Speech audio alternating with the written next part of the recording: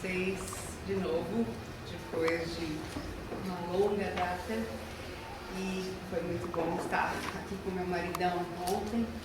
Nos nossos cursos de capelania, eu o apresento como meu maridão. E o problema é que no final do curso todos os alunos estão chamando também de maridão, e eu tenho que falar, ele é meu maridão. Eu tenho trabalhado em capelania hospitalar. Não, já? Pode assim.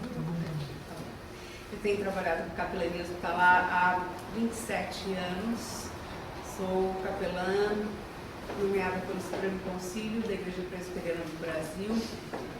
E estamos, neste ano, conversando sobre a possibilidade de começarmos uma Secretaria Nacional de Capelanias, entre as quais a capelania hospitalar também vai fazer parte. E temos trabalhado nesse tempo todo em vários hospitais. Um dos hospitais onde eu fiquei mais tempo, o Hospital das Clínicas de São Paulo. Fiquei 22 anos como capelã evangélica titular do hospital. E a partir dali fomos abrindo novos hospitais. Deus foi nos ensinando, capacitando, abrindo novas portas. E hoje eu trabalho mais como capelã do Hospital Emílio Ribas, em São Paulo, o Hospital Servidor Público do Estado, Pérola Paiton, Dom Pedro e vários outros hospitais. E nós, pela Associação de Capelania, nós já estamos com mais de 130 hospitais no Brasil, para os quais nós preparamos capelães, organizamos capelanias hospitalares e também em 13 países.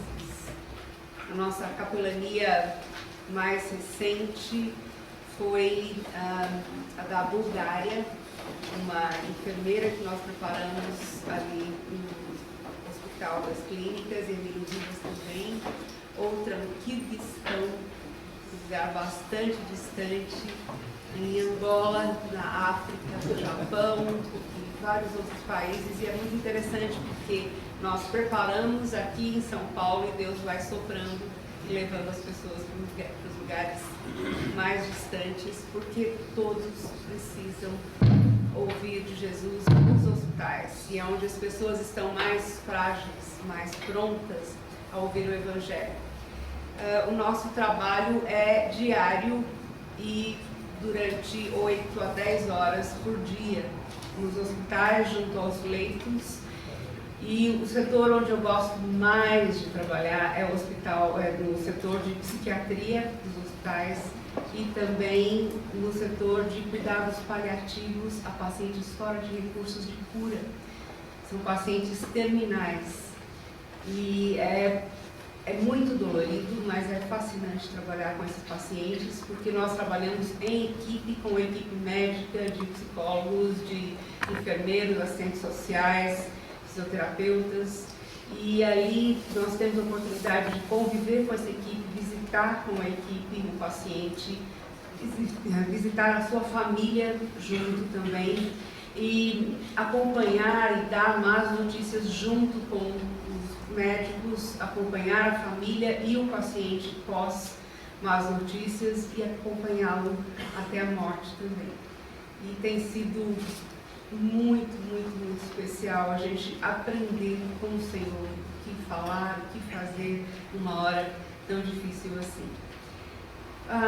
Antes de começar aqui, eu quero só puxar alguns ganchinhos que o Gavin deixou ontem à noite. Quando nós falamos em aconselhamento bíblico, nós falamos em alguma coisa extremamente ativa.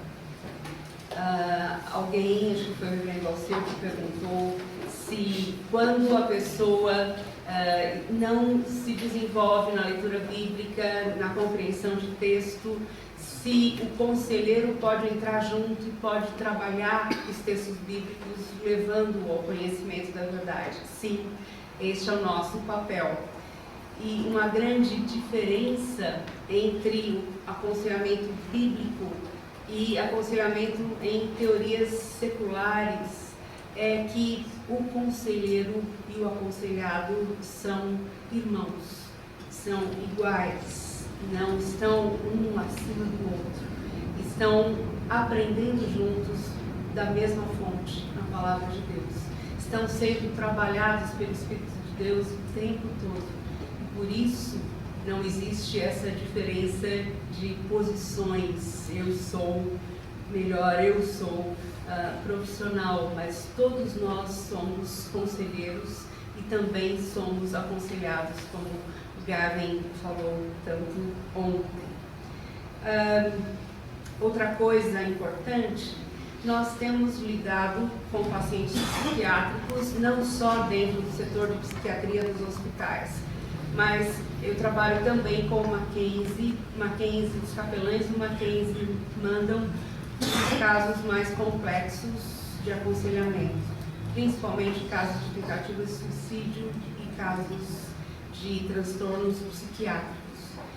E nós, no começo, quando entramos nesses setores, nos apavoramos um pouco, porque eram casos tão complexos, pessoas num estado tão difícil da vida. Mas foi interessante ver que, aprendendo o aconselhamento e experimentando o poder de Deus pela palavra, você vai vendo que o Espírito vai desanuviando toda aquela complexidade do caso, e nós vemos que são pessoas passando por problemas complexos, vindos de problemas extremamente desgastantes e que querem ainda conhecer o Senhor.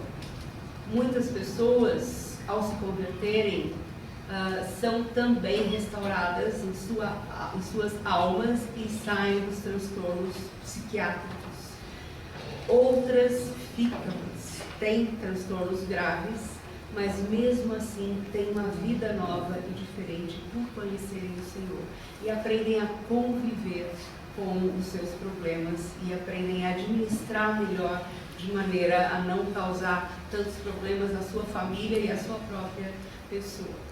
Então, isso que eu queria resgatar de ontem, a sua pergunta sobre pacientes psiquiátricos, e tratamos principalmente pessoas com depressões e depressões muito severas, toque, esquizofrenia, mas a palavra é sempre a mesma e é o Espírito de Deus que vai transformar a vida da pessoa de uma maneira que nem nós podemos compreender, mas o Espírito sempre trabalha.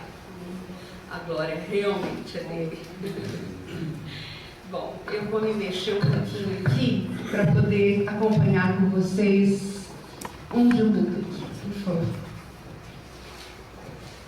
Eu vou basear essa palestra em 2 livros, principalmente, além da Bíblia, claro. Um deles saiu há pouco tempo em português, chama-se Instrumentos nas Mãos do Redentor, Paul David Tripp. É excelente esse livro, recomendo a todos que leiam, e sempre que a gente descobre bons livros novos, a gente compra em quantidade grande, toda a equipe de capelania tem que ler, tá? Estar conversando, todas as devocionais diárias giram em torno deste tema, porque é extremamente edificante. E outro é uma coletânea de aconselhamento bíblico, feita principalmente pela Palavra da Vida, e um artigo do Ed Welch.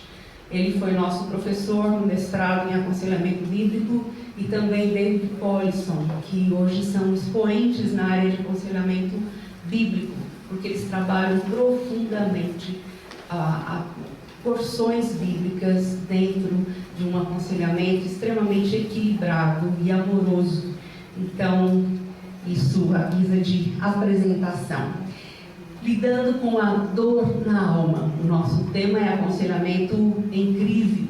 E sempre que você fala em crise, você fala sobre dor, sofrimento, e uma dor muito profunda na alma, que a pessoa nem consegue explicar o que é. e qual a intensidade dela.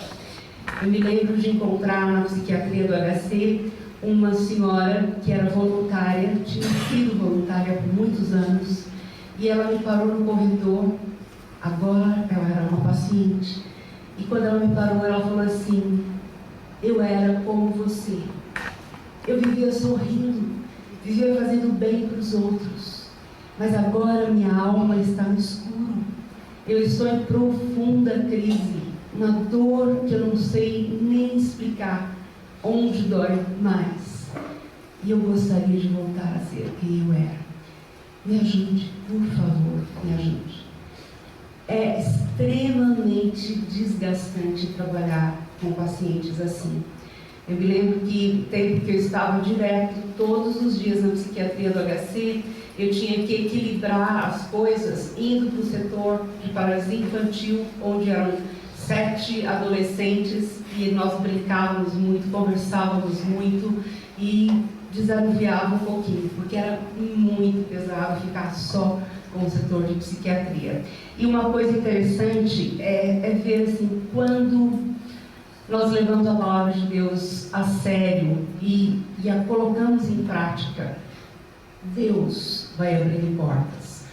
Por exemplo, dentro da psiquiatria do HC, eu fazia parte de uma equipe de psiquiatras.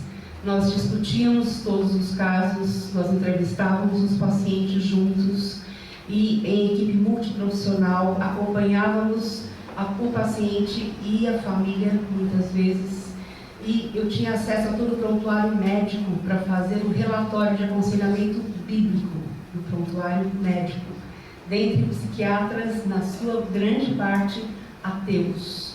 Mas eles iam vendo o resultado, e iam abrindo cada vez mais portas, porque Deus ia agindo de uma maneira muito linda. Sofredores ao nosso redor. Quando você vê a sua igreja, todo mundo cantando juntos, lindos hinos, lendo a Bíblia juntos, dá uma impressão de que ali não existe problema. Todo mundo são, todo mundo totalmente feliz, realizado. Mas quando você vai falar com cada pessoa, você encontra dramas tremendos que eles estão enfrentando.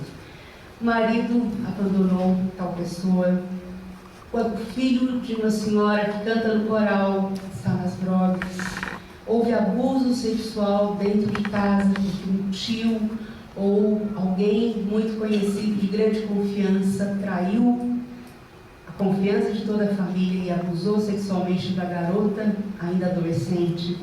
Pornografia em casa, internet, computadores, onde os filhos se trancam no seu quarto e os pais não têm acesso ao que eles estão assistindo. Adolescente grávida, doença séria na família, tentativa de suicídio. E assim, precisaríamos horas para falar só sobre esse tema, porque no meio evangélico nós vemos que as pessoas muitas vezes não tentam o suicídio, elas pedem que Deus as leve, que Jesus volte rapidamente, porque elas não aguentam mais. E quando aquelas que estão em estado mais desesperador vão tentar o suicídio, elas dão sinais, elas dão avisos, elas vão comunicando para que não só chame a atenção para elas, mas que seja um processo de despedida também.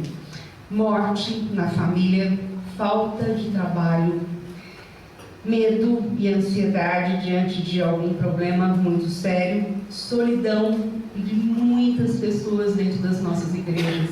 Nós vemos pessoas extremamente sozinhas, deprimidas, depressão, que hoje é considerado como o resfriado dos últimos séculos, que tem abatido pessoas fora, mas muitas dentro das nossas igrejas também.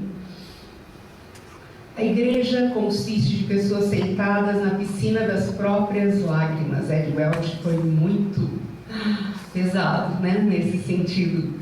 Mas existem tantos problemas camuflados por baixo do pano, que quando você vai chegando mais perto do seu povo, vai ouvindo-os, você fica assustado em saber que tem tanta coisa dentro de uma só igreja.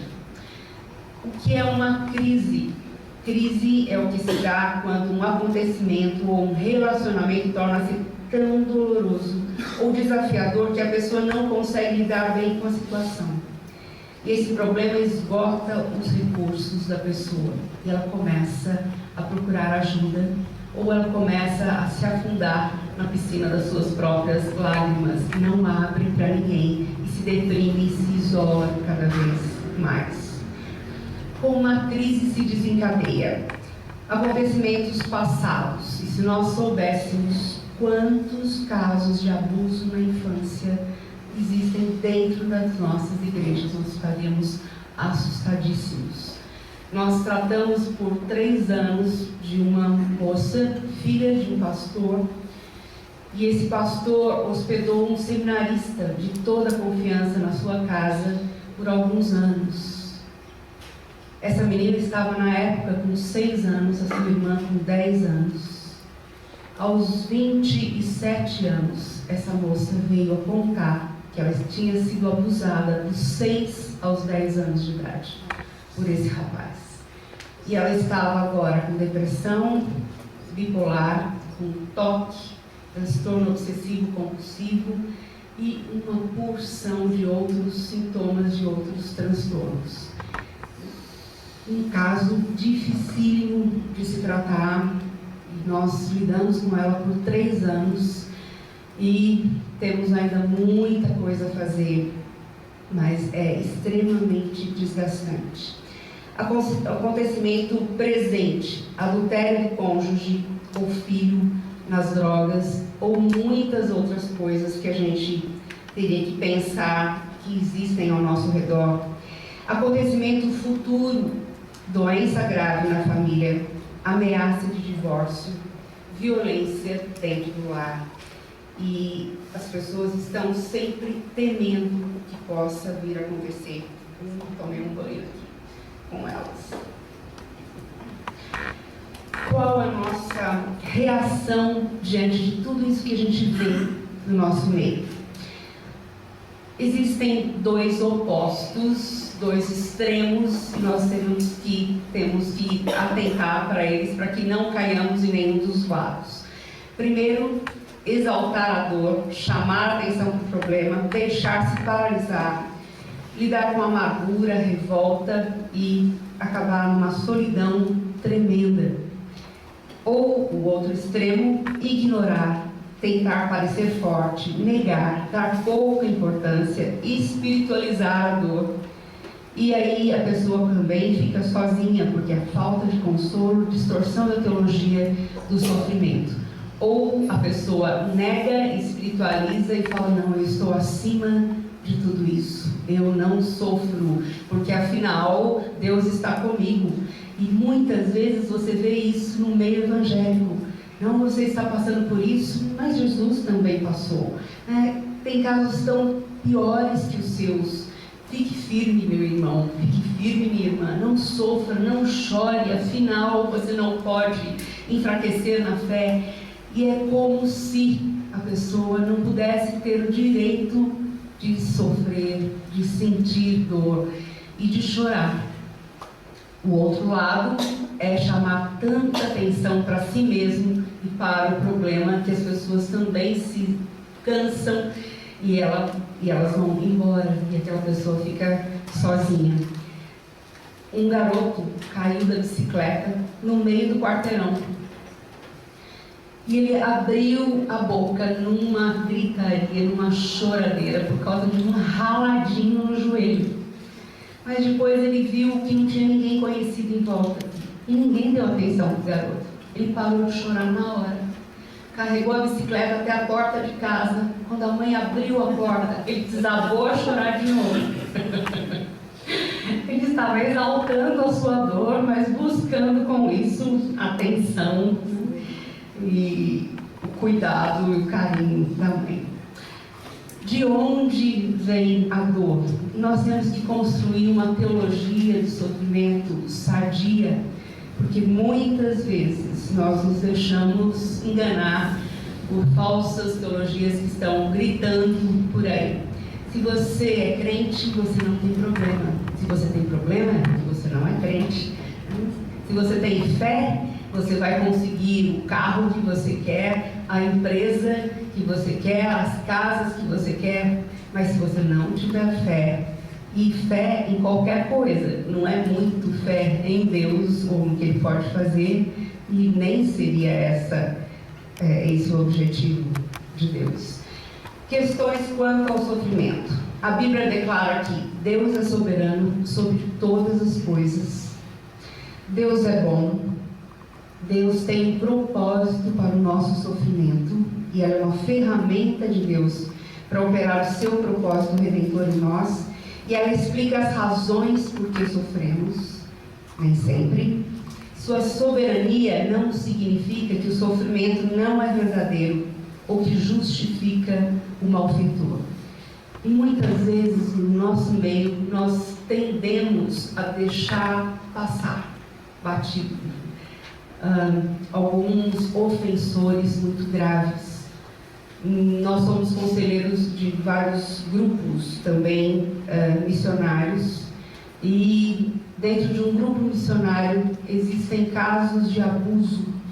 Nós estamos tratando com agora um casal de missionários onde o homem abusou dos filhos dos missionários que ficavam sob a sua guarda por anos. Só que isso só vem aparecer agora, depois de 20 anos, depois de 30 anos. É muito espiritualizante falar, não, mas o irmãozinho era fraco, coitadinho, e deixá-lo continuar no ministério. E isso causa uma revolta enorme nesses filhos abusados, e traz um transtorno terrível para toda a missão, que corre o risco de acabar por falta de disciplina, onde deveria ter sido exercida realmente no tempo certo. De onde vem a dor? Das outras pessoas. As pessoas pecam contra nós. Não é por pecado que cometemos, mas é porque muitas vezes nós sofremos o pecado de outros sobre nós, quando nós somos inocentes. E nós, lá no hospital Pérola Byton, por exemplo, ali é o centro de abuso e violência sexual, AVS. Todos os casos de São Paulo são encaminhados para lá. E você vê meninas de 10, 12 anos grávidas. Ali eles fazem aborto, e um aborto consentido pela lei, porque são filhos indesejados de abuso sexual, de estupro. Mas você vê muitas vezes pessoas entrando lá para pregar uma mensagem totalmente distorcida e sempre insinuando: você deve estar vestindo uma roupa sensual, por isso alguém foi atraído e fez isso com você. E a criança que está tentando se localizar ainda naquela situação horrível, ainda tem uma carga maior sobre ela. Outra causa sou eu mesmo. Muitas vezes nós fazemos escolhas que afetam toda a nossa vida, e que talvez nós não colhamos os frutos imediatamente, mas depois de muitos anos. E podemos ver até na vida dos nossos filhos o impacto daqueles atos que cometemos lá no passado. Adão e Eva, nós experimentamos a maldição sobre toda a criação. A natureza sofre por causa da queda. E doenças, desastres naturais, animais perigosos acontecem, existem em toda a natureza. Nós temos uma casa chamada Casa do Aconchego, que fica na rua Oscar Freire, perto da estação Sumaré do metrô. E nós atendemos mães das crianças com câncer, hospitalizadas no Instituto da Criança do HC, no Hospital Emílio Ribas também, e no Itaci, que fica ali pertinho. E atendemos também 80 famílias com AIDS. Isso nós atendíamos há 18 anos. E conhecemos a história dessas famílias, vamos acompanhando alguns até o fim, vamos vivendo os dramas. que eles enfrentam também. E é muito difícil você lidar com mãe de um bebê de 8 meses, 9 meses, com a criança no colo, todos os dias, a casa cheia das mães, com os bebês e a criança com câncer. E eu estou entrevistando as mães, estou escrevendo um livreto específico para elas, porque a dor delas é enorme. E elas se perguntam: o que eu fiz para que meu filho viesse a sofrer assim? E muitas vezes a conversa entre as mães no hospital é justamente essa: é o seu karma, você está se aperfeiçoando. E como é fácil o espiritismo entrar nessa hora. Então o nosso trabalho principal ali é de falar de Cristo para aquelas mães, é viver Cristo de uma maneira tal que elas possam ser abraçadas, aconchegadas e conduzidas mesmo ao Salvador. Satanás é outro agente do sofrimento, e nós nem precisamos lembrar da pessoa de Jó, mas é interessante porque Deus pediu, estava reunido com os seus anjos, e Satanás entra na presença de Deus pedindo ordem primeiro, pedindo permissão, e pede a Deus permissão para tentar Jó. E é interessante porque nós nunca podemos nos esquecer de que não existe uma igualdade na rivalidade entre Deus e Satanás. Deus é o Criador de todas as coisas. Satanás é um anjo criado por Deus e caído. E ele não tem o mesmo poder de Deus. E muitas vezes nós jogamos tudo sobre Satanás, mas lembrando, nós temos que lembrar sempre que o Senhor está no controle e Ele é soberano sobre todas as coisas. E é isso que fala o último ponto. E Deus também pode, de alguma maneira, permitir o sofrimento, porque Ele tem propósitos além de tudo isso. Muitas pessoas que eu tenho atendido nos leitos, no leito de dor, eles falam: agora eu compreendo, agora sim eu estou reavaliando a minha vida. Aqui na horizontal eu só tenho uma posição para olhar para cima. Agora eu posso falar com Deus, agora eu posso ter paz mesmo estando às portas da morte, porque Deus tem transformado meu coração. Agora eu posso compreender o porquê Ele permitiu tudo isso. Soberania de Deus no aconselhamento. Alguns pontos que nós temos que frisar. Deus está no controle de todas as coisas, mas a soberania de Deus estabelece a responsabilidade humana perante Deus. E o propósito final de Deus é glorificar a si mesmo por meio do Filho e de um povo remido pela sua graça. O poder do Evangelho nas crises que destroçam o coração.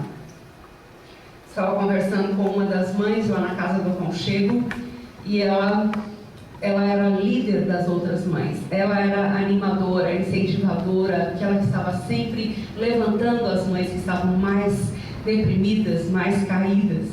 E eu perguntei a ela: você poderia me contar um pouquinho da sua história? Ah, sim.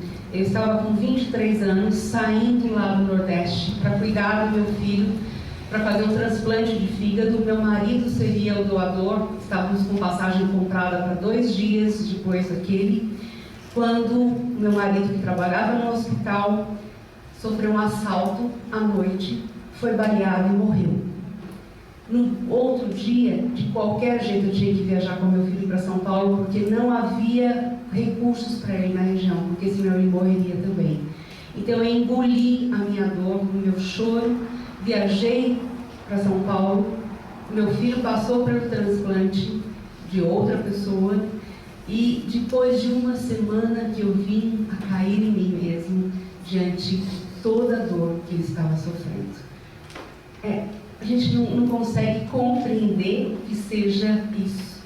Mas ela conta também como Deus trabalhou o seu coração, trabalhou o seu caráter, amadureceu a sua vida, seu entendimento, e hoje ela incentiva outras mães. Claro, qualquer outra coisa é pequeno diante de tudo que ela já viveu. Quais são os alvos do aconselhamento bíblico? Primeiro, fortalecer a fé. O que eu faço quando eu vou lidar com uma pessoa que não conhece a Cristo? Posso aconselhá-lo biblicamente ou não?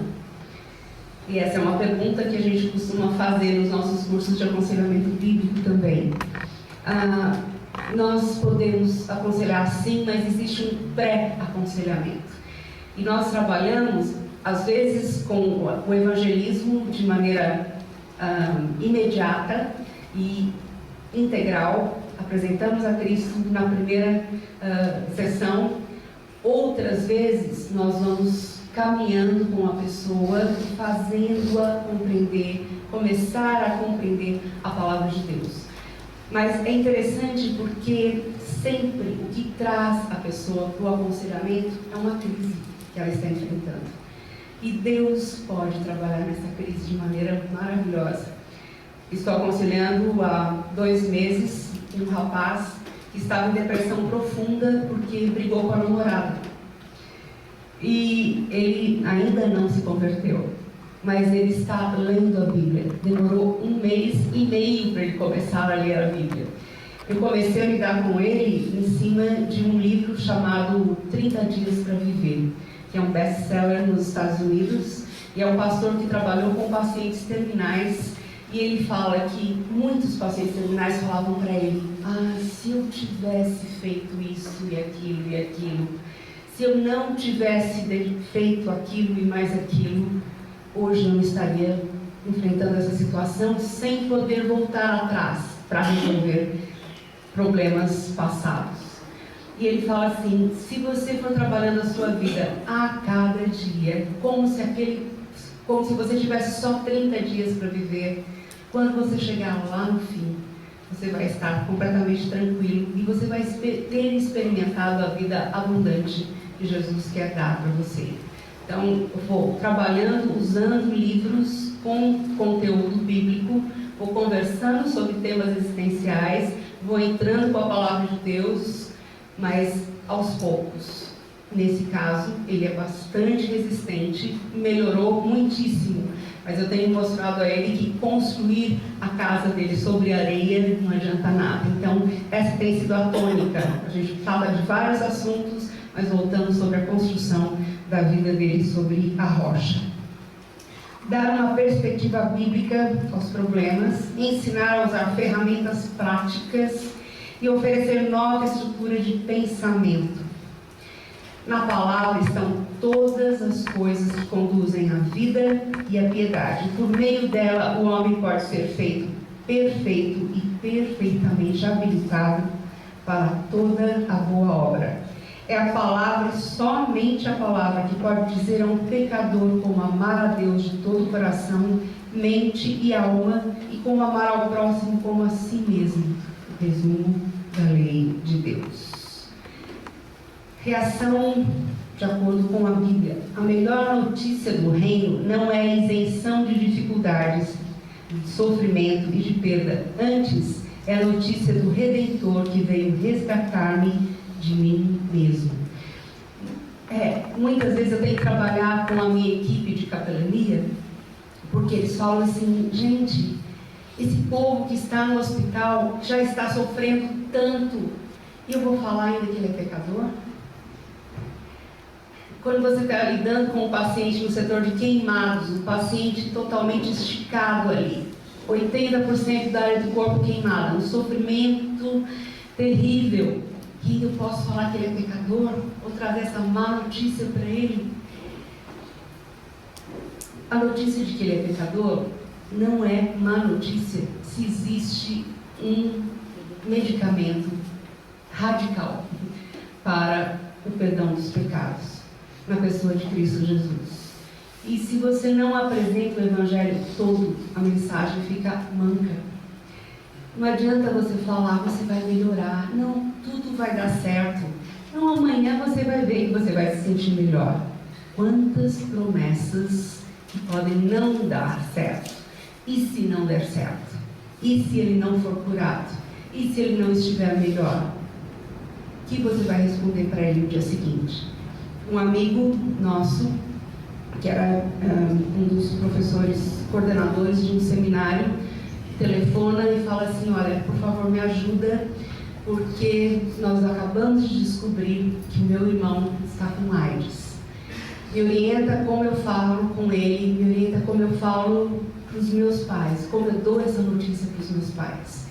E nós conversamos bastante tempo, ele chegou em casa, ele lidou com o irmão, lidou com os pais dele, eles aceitaram, acolheram o rapaz, continuaram a cuidar dele. E depois eu perdi contato com esse pastor. Depois de algum tempo, eu soube que um outro pastor tinha ido lá, decretado cura divina, falado que ele estava curado em nome de Jesus e que no dia seguinte ele estaria muito melhor. De fato aconteceu. E ele ficou 1 ano em remissão da doença. Só que depois de 1 ano, todas as doenças oportunistas caíram de uma vez só. O contaminaram de tal forma que em 1 mês ele estava em estado terminal. Esse pastor voltou a me telefonar e falou assim: sabe, Leni, o que eu mais sofro, é que agora ele não está preparado para morrer e ele está com raiva de Deus, porque quando o pastor decretou a cura, ele falou que ele estava curado em nome de Jesus. E é como se Deus tivesse falado isso para ele. E agora ele não quer qualquer relacionamento com Deus. E ele está morrendo. Que problema gravíssimo que ele teve que enfrentar. Quando nós admitimos que nós somos pecadores, a situação muda. Eu achei muito interessante essa afirmação de Paul Tripp.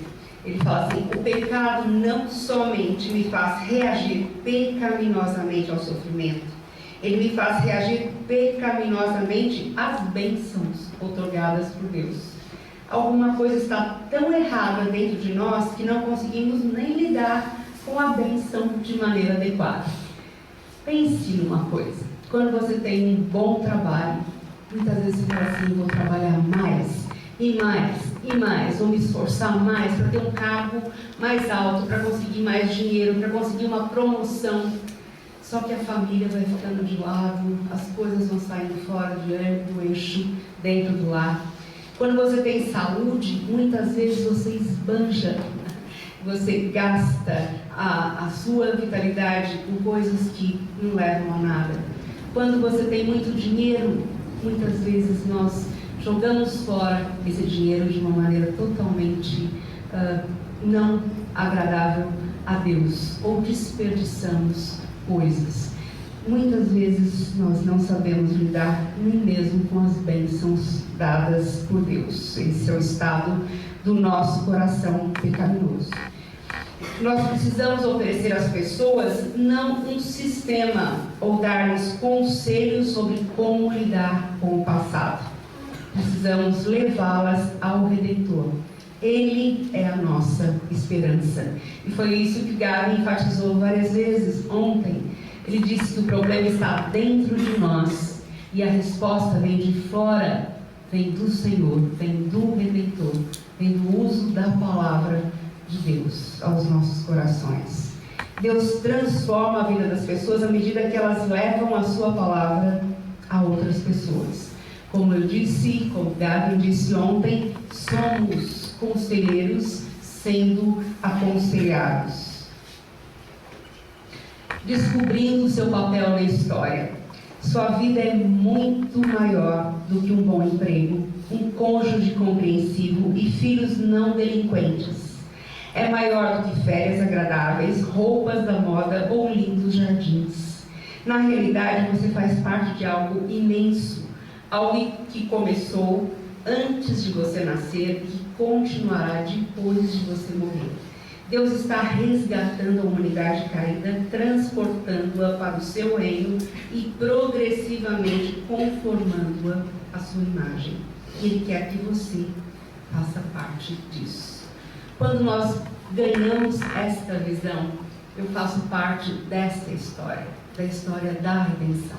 Porque Deus está usando a minha vida para se tornar conhecido por muitas pessoas. E eu estou fazendo parte dessa história. Deus está construindo. Sua vida é maior do que você imagina. Embora vivendo nesse momento da história, você está lado a lado com Enoque, Noé, Moisés, Abraão, Isaac, Jeremias, Ezequias, Pedro, Paulo, Agostinho, Calvino, Lutero e gerações de crentes não conhecidos que fizeram a sua parte nessa obra. Só quando você notar esse enorme mundo, será capaz de servir de maneira eficaz no mundo onde Deus o colocou. Como aconselhar no sofrimento? A princípio, todo o peso parece estar sobre a situação da pessoa. E quando você começa a conversar com ela, ela traz toda a sua dor à tona, mas ela reage a essa dor. Ela se pergunta o porquê de tudo isso. E ela trabalha em cima daquilo que ela está vivendo, ela está agindo em cima daquele sofrimento todo.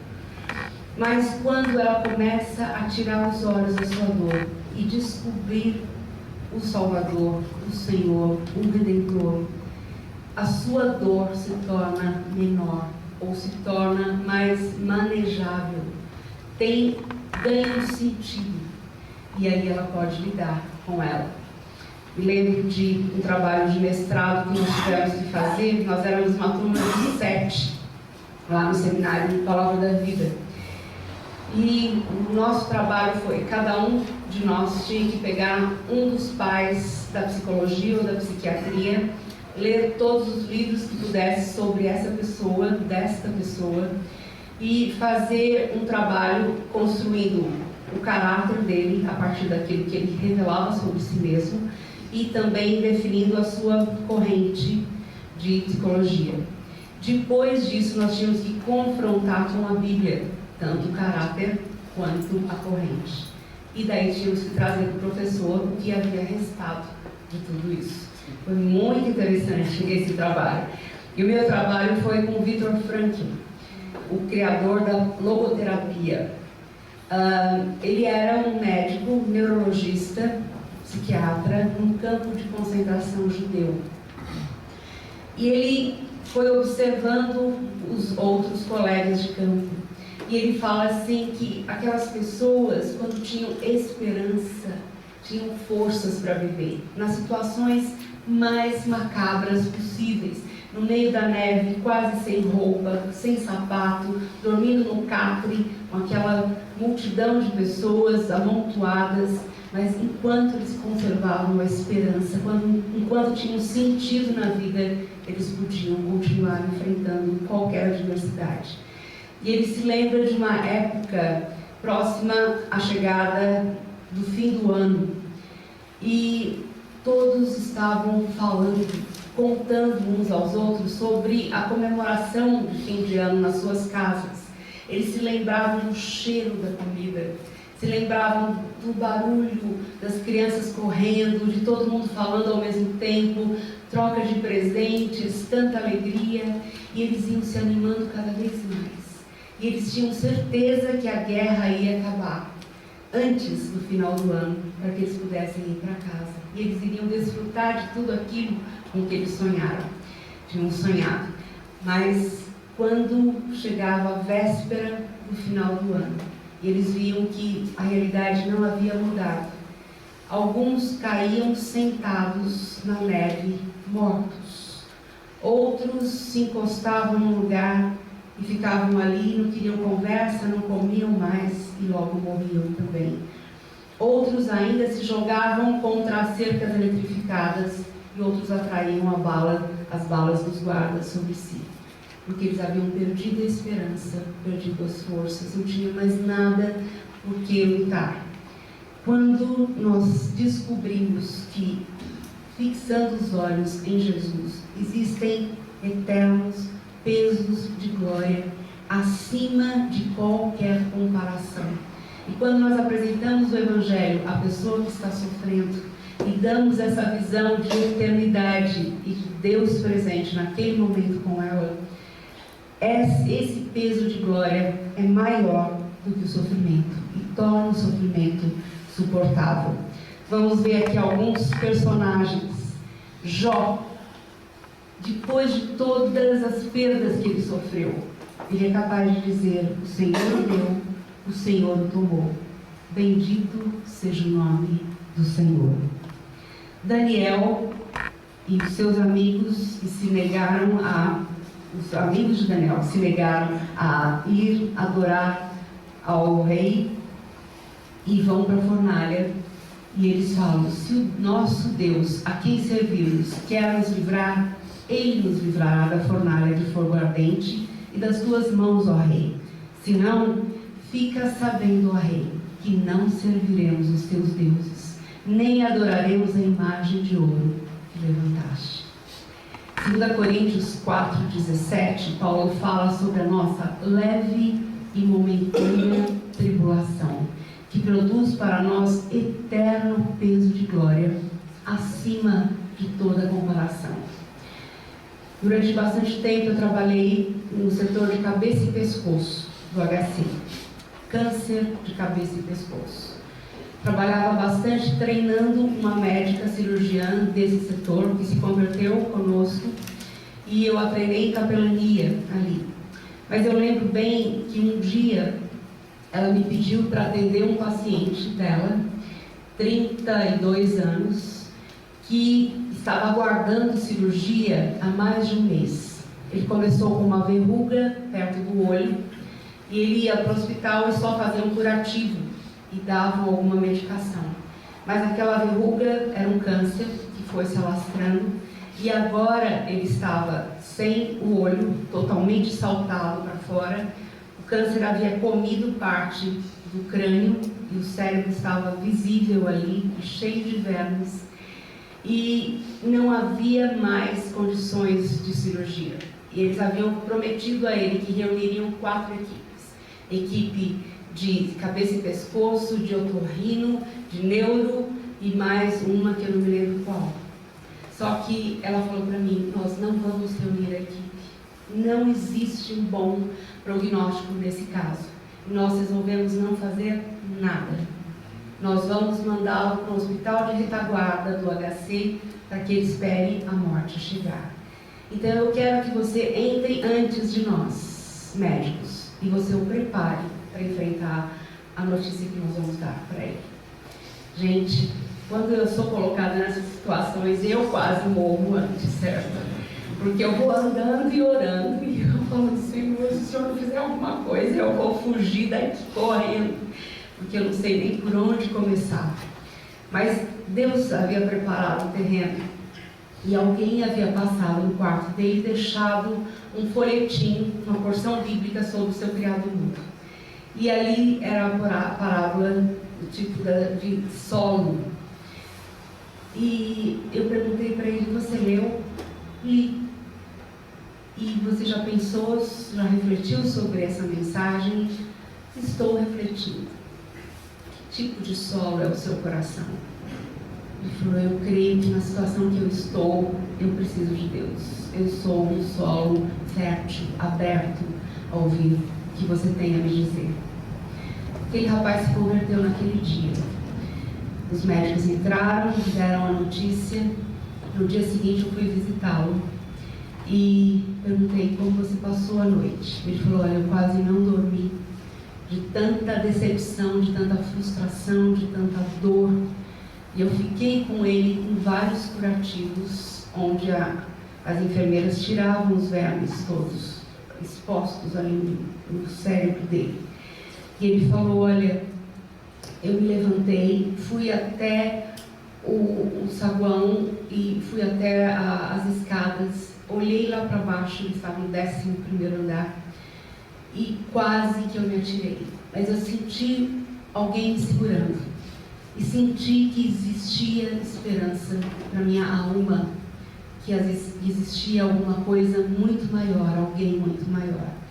E eu pude pedir perdão a Deus, voltei para minha cama e consegui dormir algumas horas. Gente, se não existisse o Evangelho, não existiria qualquer esperança, não existiria consolo, não existiria conforto na dor. E é impressionante. Eu tenho acompanhado pacientes no estado mais tenebroso possível, mais miserável possível, que a gente olha e fala assim, nossa, se eu estivesse no lugar dele, como será que eu reagiria? Mas você chega perto da pessoa e você vê essa pessoa glorificando a Deus. Eu lembro que eu não fui muito boazinha no treinamento que eu dei com meu marido, dentro do hospital, coitado. Eu levei para o setor de queimados na primeira semana. Ele sobreviveu, eu sabia que eu podia continuar, então. Mas nós chegamos dentro de uma enfermaria onde estava um paciente que, se eu pudesse ter uma foto de Jó, era aquele homem. Cheio de tumores, até mesmo dentro das pálpebras, inteiro de tumores, sem pele, um estado horrível. E nós fomos chegando perto dele, eu fui orando, Senhor, o que eu vou falar para esse homem? O que eu vou falar para esse homem? Como eu vou começar? E eu perguntei, seu José, como o senhor está hoje? Ele falou, eu estou suportando tudo com a graça de Deus. E ali ele pôde falar da sua fé em Jesus. Foi tão impactante, porque eu esperava tudo menos isso. Como nós somos consolados quando nós vemos um Deus tremendo, que é capaz de dar força e consolo a uma pessoa num estado que ninguém mais pode fazer nada. Verdades que pesam mais que o sofrimento. Para cumprir essa estratégia, os sofredores precisam ser surpreendidos, tanto pelo amor pessoal de Deus, como pela sua glória transcendente.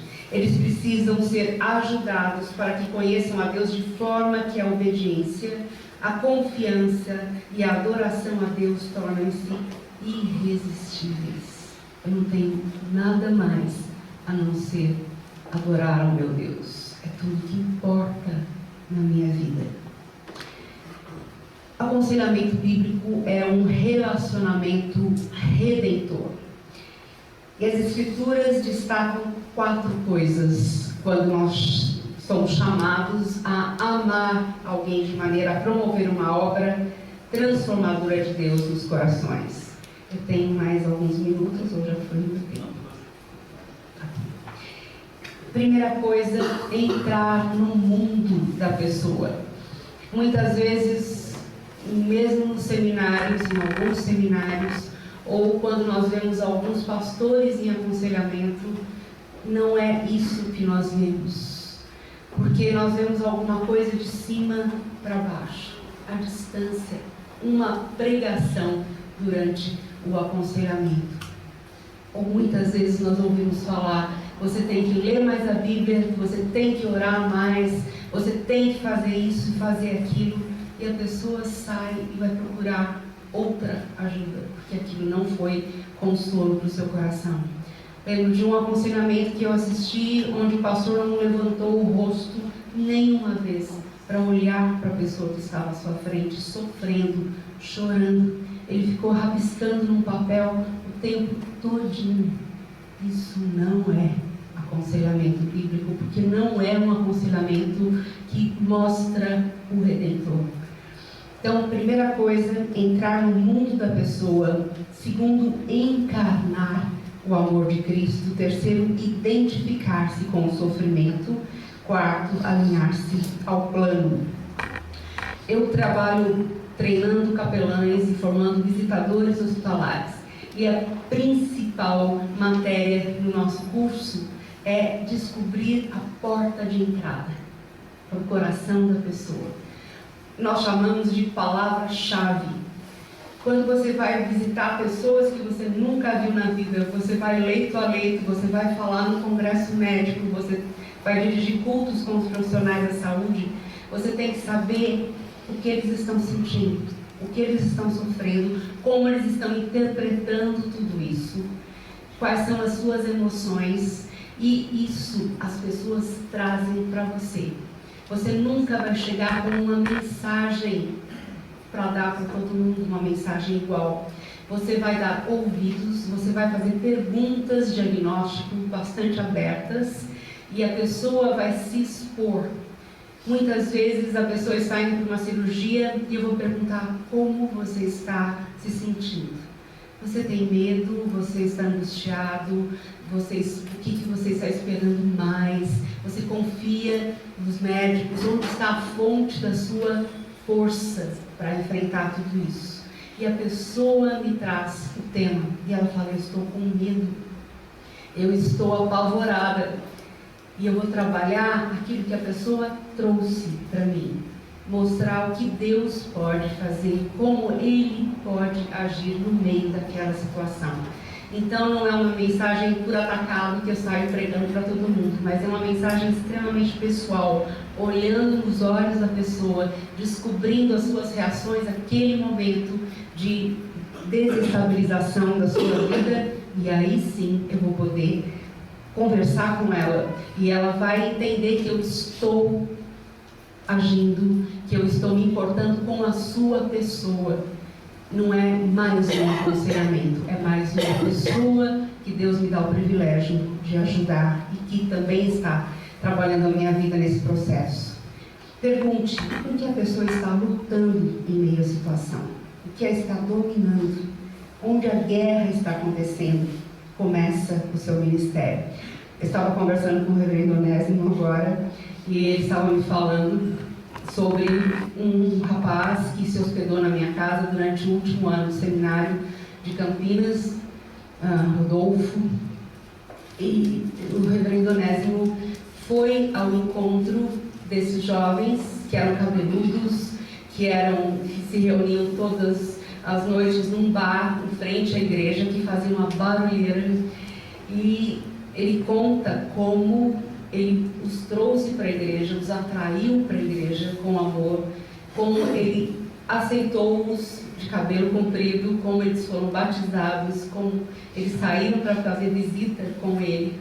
E eu pude escutar essa história a segunda vez e foi muito bom, pelo reverendo Onésimo mesmo, porque eu já tinha ouvido na boca do Rodolfo. Quando ele aceitou a Cristo, ele foi para o seminário, depois ficou hospedado lá em casa durante todo um ano, trabalhando na congregação do Parque São Domingos, ali em Pirituba. E foi uma grande bênção. Mas é interessante, porque quando nós nos importamos com a pessoa, nós vamos atrás dela. Nós damos ouvidos, nós damos atenção, nós aprendemos a amar a pessoa, para daí levá-la a Cristo. Não são todas as pessoas que são tão amáveis assim. Quando o reverendo Onésimo lidou com aqueles jovens, eles não eram cheirosos, bonitos, agradáveis, né? Muito pelo contrário. E eu me lembro que um dia eu estava me sentindo a própria salvadora da pátria, andando no meio do pronto-socorro do HC, me sentindo muito especial, capaz, iluminada ali no meio. E Deus colocou estrategicamente um travesti com uma maca atravessada no meio do corredor. Cabelos oxigenados, muitas cirurgias plásticas no rosto, sobrancelha bem tirada, boquinha em forma de coração, camisa aberta, seios com silicone, quadris com silicone, pelos crescendo no rosto, batom vermelho, unhas vermelhas. E eu falei: Senhor, este não, por favor. Porque é gostoso você falar com pessoas que têm cara de quase crente. Você sabe como é cara de quase crente? Aquela cara simpática, alegre, dócil, amigável, mas este era extremamente hostil. Mas para passar para o outro lado do pronto-socorro, eu tinha que falar com ele. E é muito interessante, porque os profissionais da saúde os observam com lupa. E eles ficam ali só na torcida, para ver o que a gente vai fazer. Eu me lembro que eu cheguei perto dele e comecei a conversar com ele. Quando eu comecei a levar o lado da conversa para assuntos espirituais, ele falou assim: bem, pode parar. Já ouvi isso desde que eu era pequeno. Eu fui criado no lar evangélico. Ai, meu pai, faltava essa agora. Eu fui para casa com uma raiva de mim mesma, porque eu não soube o que falar, o que fazer, nem nada. E eu fui para casa falando: Deus, o Senhor não me meta mais nessa situação, porque eu fujo daqui, não volto mais. Eu não vou voltar para esse hospital enquanto o Senhor não falar comigo. O que eu vou fazer lá? Falar o quê? Vou dar de cara com ele de novo. E Deus mostrou a mim que eu era tão pecadora quanto ele. Pecados diferentes, mas no mesmo estado de pecado. E ele me mostrou o significado de graça, de misericórdia, o sacrifício de Cristo na cruz, no meu lugar. Quando eu voltei no dia seguinte, eu estava diferente. Ele estava no mesmo lugar, com a mesma arrogância, olhando e desafiando todo mundo. E dessa vez eu cheguei sem saltos altos espirituais. Cheguei e sentei na mesma altura da maca dele e falei: sabe de uma coisa? Nós somos pecadores. Nós pisamos na bola com Deus de várias maneiras. Nós dois, ó. Agora eu quero contar para você o que Deus fez comigo. Como Ele lidou com os meus pecados. Como eu posso hoje dizer que eu sou limpinha, lavada, porque Ele me lavou. E Ele pode fazer isso com você também. Posso contar para você? E Ele estava aberto. Eu pude ir apresentando o Evangelho e as lágrimas corriam pelo seu rosto. A diferença não foi a situação, fui eu, o meu coração. E aquele rapaz aceitou a Cristo naquele dia. E Deus transformou a vida dele totalmente. É tremendo quando você aprende que você não ama ninguém, que você é tão pecador quanto os outros e que você precisa do Senhor para que Ele coloque amor no seu coração. Focalize na pessoa que está em meio ao problema. Sua fala será um misto caótico de presente, passado, emoções e interpretações pessoais. Não é um fato em si. Todos estamos interpretando os fatos, dando a nossa cor, de acordo com as nossas vivências. E por isso não adianta falar para o paciente, porque ele está com câncer tanto quanto o outro, no mesmo órgão que o outro, no mesmo tipo de câncer. Só que eles têm experiências de vidas diferentes, eles reagem de maneira diferente. E eu tenho que ouvir cada um deles. Treine-se para escutar 4 coisas que demonstrarão como a pessoa está lutando. Primeiro, preste atenção nas palavras que demonstram emoção. Depois, as que demonstram interpretação. Preste atenção sobre o que ela fala sobre si mesma e no que ela fala a respeito de Deus. Porque muitas vezes a imagem de Deus está totalmente distorcida. E meu trabalho vai ser ouvindo essas emoções, trabalhar mostrando quem Deus realmente é e o que Ele pode fazer naquela situação. Perceba o tema que a pessoa deu, mostre que Deus está presente, faça com que a pessoa saiba que você a ouviu, que ela é o seu foco e não só o seu problema. E faça com que ela saiba que Deus está ali e que entende a sua luta. Eu quero só trabalhar em um ponto. Sobre encarnar o amor de Cristo. Deus usa palavras, mas usa muito mais as nossas vidas transformadas. Como eu disse, no hospital, nos hospitais, nós somos observados com lupa, porque os profissionais da saúde querem saber se a nossa mensagem e o nosso comportamento, as nossas atitudes são condizentes. E se não forem, eles nos falam logo de cara. Lá no Hospital do Servidor Público do Estado, hoje nós temos 60 cultos semanais com os profissionais da saúde. No Hospital Novo de Vila Penteado, onde meu filho é capelão agora, nós temos já quase 20 cultos, com 1 ano e meio de trabalho.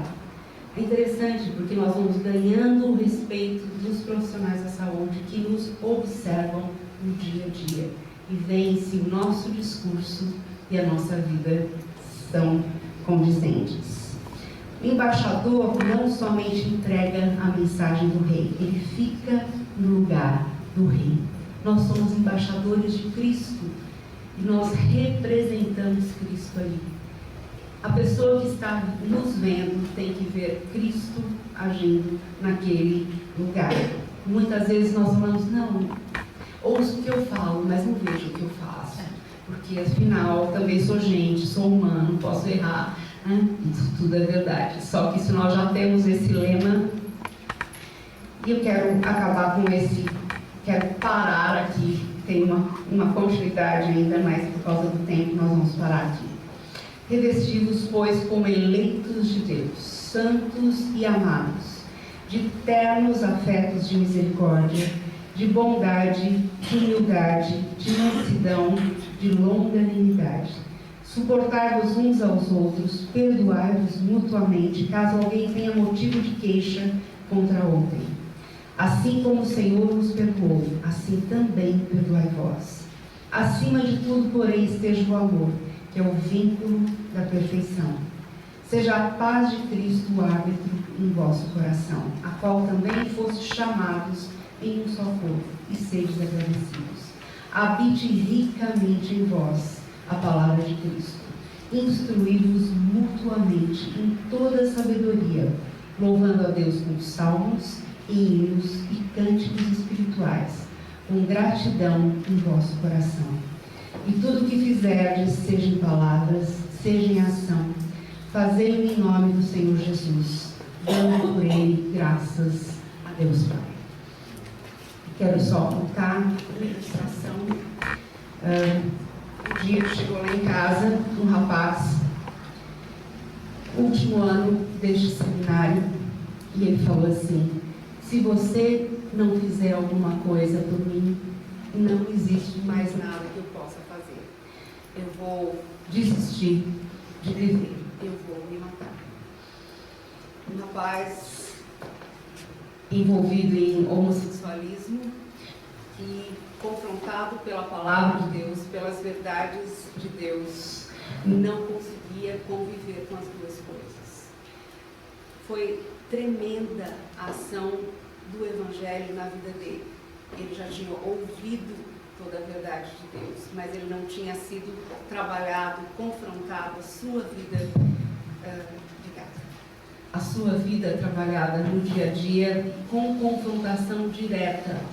E nós, Gabi e eu, pudemos amar muito esse rapaz e pudemos falar: se você espera de nós, está perdido. Mas o Senhor tem alguma coisa tremenda para fazer na sua vida.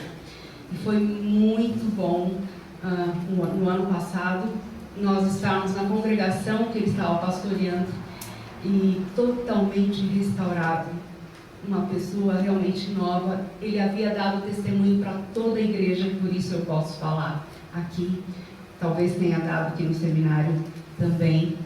Mas hoje ele é um homem de Deus, novo, feito novo.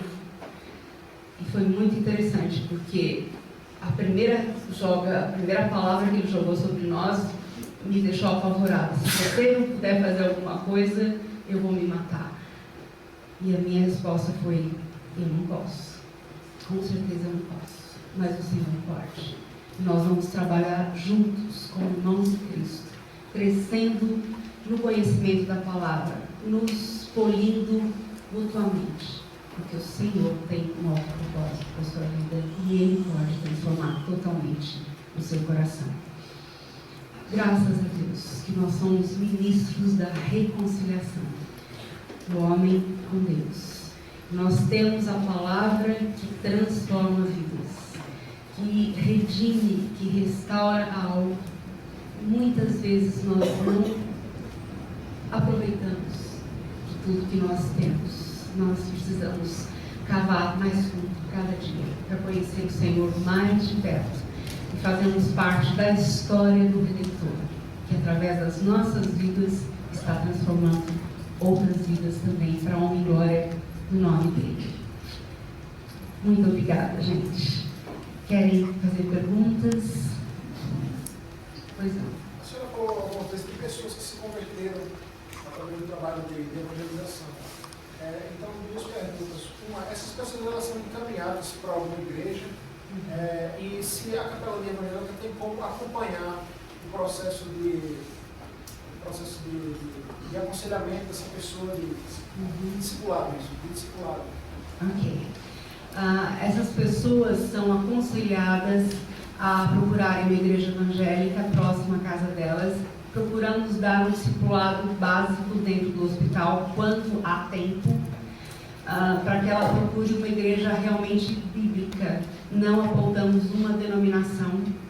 Muitas vezes a pessoa tem uma igreja Assembleia de Deus do lado da sua casa e ela pode frequentar essa igreja. Nós ficamos felizes porque ela está sendo acompanhada naquela igreja. Nós não temos condição de acompanhar todas as pessoas. A nossa equipe tem 90 e poucas pessoas distribuídas em vários hospitais e só um dos hospitais, o Hospital do Servidor Público do Estado, por exemplo, são 1.750 leitos e 10.000 funcionários e profissionais da saúde. Então, vejam que só um hospital nós não temos como dar conta. Então, o que nós fizemos? A nossa estratégia tem sido dar cursos breves nas igrejas, como demos na igreja do pastor Ageu. Esses cursos breves equipam a igreja em um sábado, das 8 às 5 da tarde, para o atendimento domiciliar. Com isso, nós queremos fazer dessas igrejas extensões da capelania. Então, quando um paciente que mora naquela região tem alta, nós podemos indicar aquela igreja e falar para a igreja: olha, tal paciente está na sua região, você poderia dar continuidade ao atendimento dessa igreja, dessa família toda. E muitas famílias têm sido ganhas para Cristo por esse intermédio. Conversando com um pastor lá no Supremo Concílio, ele falou: você sabia que tal igreja no ABC começou todinha por causa de uma senhora que visitava as famílias enlutadas do seu bairro e foi fazendo grupos de estudo bíblico com ela, foi crescendo e se tornou ali uma igreja que hoje é uma igreja enorme, mas começou pelo trabalho na necessidade, na crise emocional de uma pessoa que estava sofrendo. Outra pergunta?